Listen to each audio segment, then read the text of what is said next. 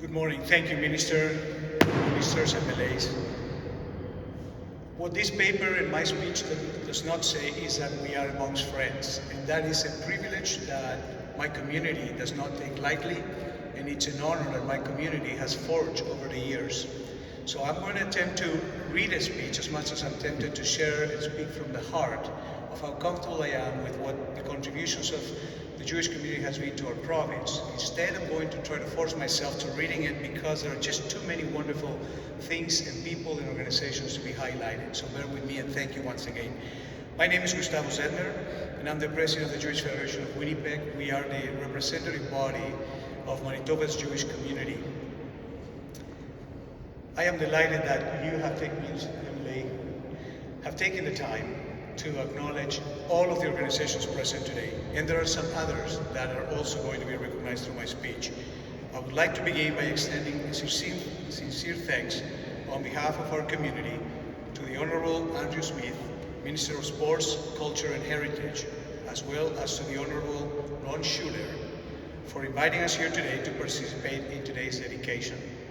This was long coming, and it's very much welcome and appreciated, not just by the Jewish community in Manitoba, but the entire Jewish community across Canada and around the world. We applaud the Province of Manitoba for the introduction of the Jewish Heritage Month Act, declaring May as Jewish Heritage Month in Manitoba. The federal designation of the month of May as Canadian Jewish Heritage Month was passed unanimously by Parliament, just like was passed unanimously today, and let the record show unanimously by the government of Manitoba. And since then, other provinces such as Ontario and British Columbia have followed suit. Today I'm proud as a Manitoban by choice to indicate Canada-wide, across North America and in Israel at our communications to have that Manitoba is one of the leading jurisdictions in this country to acknowledge Jewish Heritage Month. Thank you.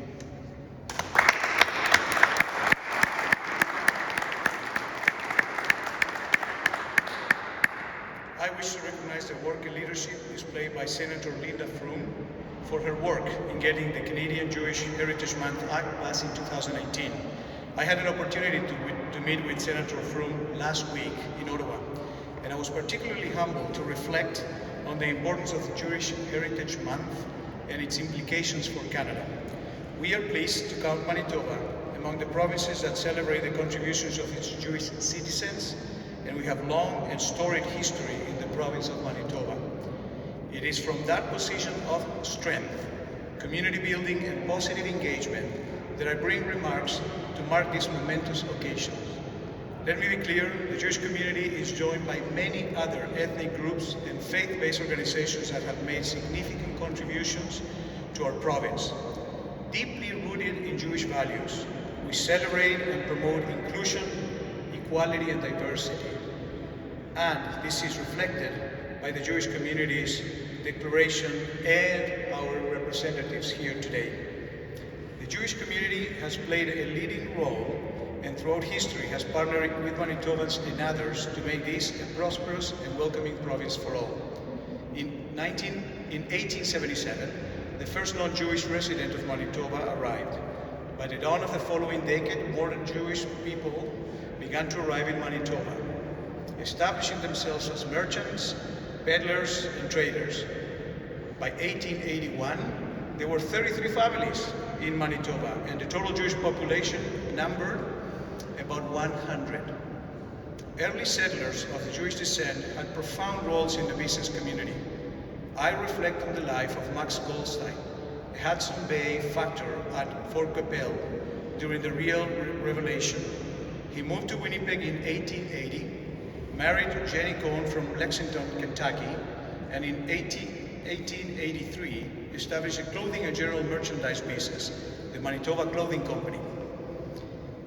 One full century later, his great-grandson, Dr. Ian Goldstein, my friend, led a Manitoba Medical Association, now Doctors Manitoba, in 1983. And 10 years later, he became the president of the Jewish Federation of Winnipeg in 2001-2003. In the early 1880s, Alexander II, the Tsar of Russia, was assassinated in St. Petersburg. The Russian government quickly moved to blame the Jewish community, which caused a population revolt against the Russian Jewish population. My ancestors began to flee due to unprecedented anti-Semitism through violent anti-Semitic attacks known as pogroms. These caused a mass exodus of Jews from Russia, seeking another opportunity free of anti-Semitism, and many of them chose Manitoba as their new home, causing the number of Jewish people to triple to over 300 by 1882. All was not right for Jews once they arrived here, as many struggled to adopt to new cultural, political, and socio-economic conditions. However, they persevered, and by the late 1880s, land was assigned to Jewish farmer settlers in Manitoba. In locations such as Niverville and Camper, closer to Winnipeg, several Jewish farmers set up dairy farms. In the decades that followed, rampant anti-Semitism began to tear through Europe. That led to a terrific part of our history as Jewish nation. That caused an influx of Jewish people to Manitoba to continue. And by the turn of the century, that number increased to just over 1,500. By 1921, the Jewish population of Manitoba had grown to over 16,000. Standing here today is a privilege I do not take for granted, and I believe it is only fitting to reflect on the individuals that have built the core of our community and our province. A recently published book called Healing Lives, A Century of Medical Jewish Physicians narrates the contributions made by Jewish doctors to our province. It was in Portage La Prairie that, in 1883, Jewish doctors started a medical practice on all matters of medicine, primarily internal and respiratory, led by Dr. Cherniak. With growing cases of tuberculosis, Dr. Hirschfield led a practice in northern Manitoba, helping the Aboriginal communities. This is outside the norm of the Jewish world. We are part of Manitoba as much as Manitoba is part of us and who we are. And this needs to be noted, time and again. It is fascinating to reflect on the fact that despite the numerous laws in place at the time to ensure that the right people practice medicine, members of our community continued with their commitment to build community and serve to the greatest extent possible, such as Dr. Ruben Lyons, who retired at the age of 82 from his obstetrics practice, which enabled access to several practices later that became president of Shaarei Tzedek Synagogue. That commitment was further carried by Dr. Edward Lyons, whose leadership includes roles such as the president of the Canadian Association of Radiology and the International Society of Radiology and Ultrasound, putting Manitoba front and center across Canada and at an international scale. This is reflective of how Manitobans are reacting out to national and international levels. Dr. Lyons, my friend, former president of the Federation and former president of Shaarei Tzedek, ensured that there was room for other newcomers to our community to continue to add to the fabric that represents the Jewish community in Manitoba. Members of our community have also been a vital part of the judicial system, advocating for the rule of law and occupying many notable positions within the judicial system in Manitoba and across Canada. It was in the decades that followed that the Jewish people began to make an incredible mark on the historical fabric of Manitoba through their increased participation in social, business, and political spheres. Unfortunately, as a result of their further integration into society, many experienced anti-Semitism.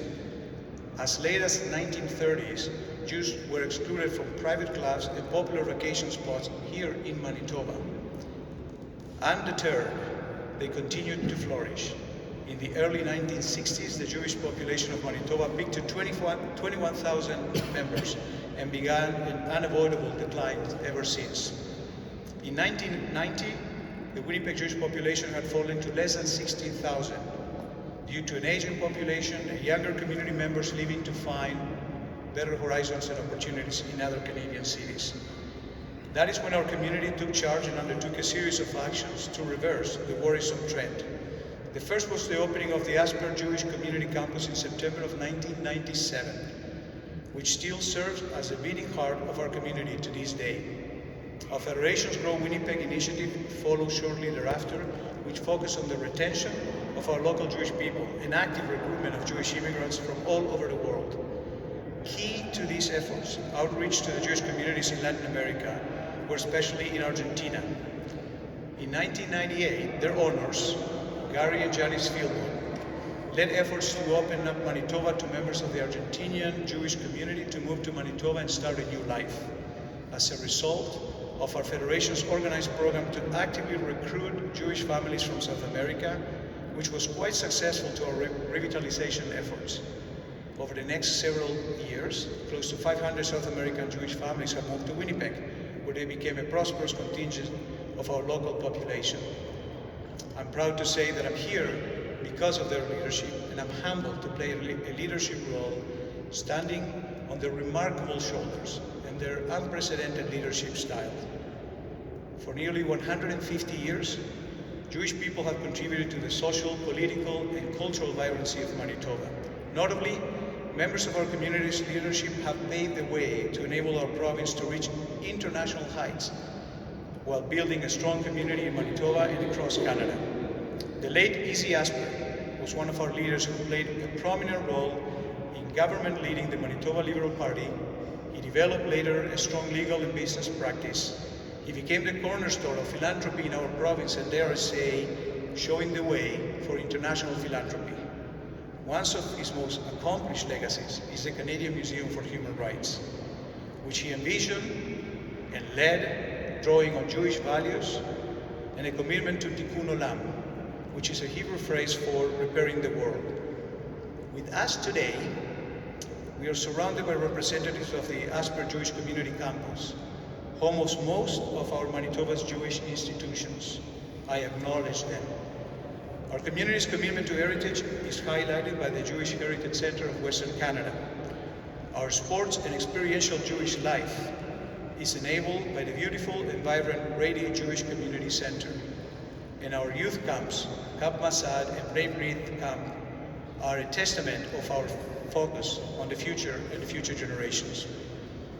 The Jewish Foundation of Manitoba was established in 1964 and has surpassed $150 million worth of assets.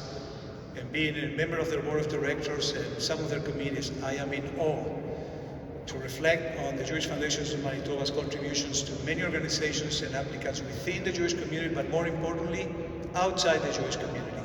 And I salute their efforts and leadership.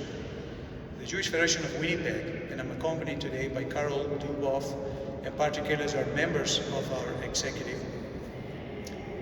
Our mandate is to enable and secure a connected and safe community for all. We celebrate this month and look for the future to ensuring that Jewish education is exemplified, as it is today, by Gray Academy of Jewish Education and other Hebrew programs and schools across our city. So I want to acknowledge once again, as Ron did, our 3 students from Gray Academy of Jewish Education. We are vigilant in all issues and matters of Jewish affairs and the rise of anti-Semitism. So I recognize Brave Breath Canada for their efforts and leadership in Manitoba, Canada-wide, and across the globe.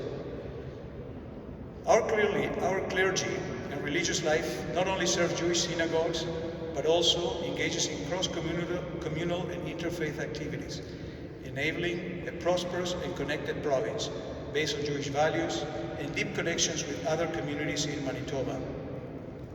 I'd like to recognize the Manitoba Council of Rabbis present here today for the work they do and for making sure that we have peace across all faiths in Manitoba, as we are one of those members.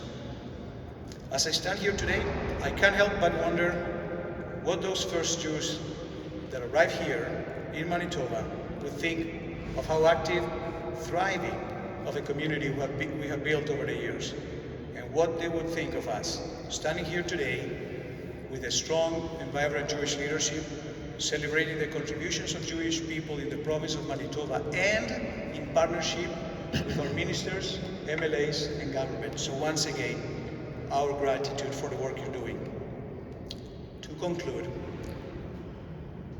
in this period of time, solar lunar calendar, end of April and May, as it was asked of you earlier in the House, the month of May, we recognize, we remember, and we reflect on the horrors of the Shoah, Yom HaShoah, the Holocaust. We remember our Israeli soldiers, Kol Halelei Tzahal, and we celebrate the great state of Israel, a sovereign democracy in the Middle East, home of the Jewish people wherever they rise, wherever they stand around the world, supporting humanity and causes for the benefit of all. Am Israel Chai, Eretz Israel Chai. As we dedicate May as a Jewish Heritage Month, we honor them, all of the Jewish people that have made Manitoba what it is today. From all of us, thank you, merci, toda raba lachem, miigwech.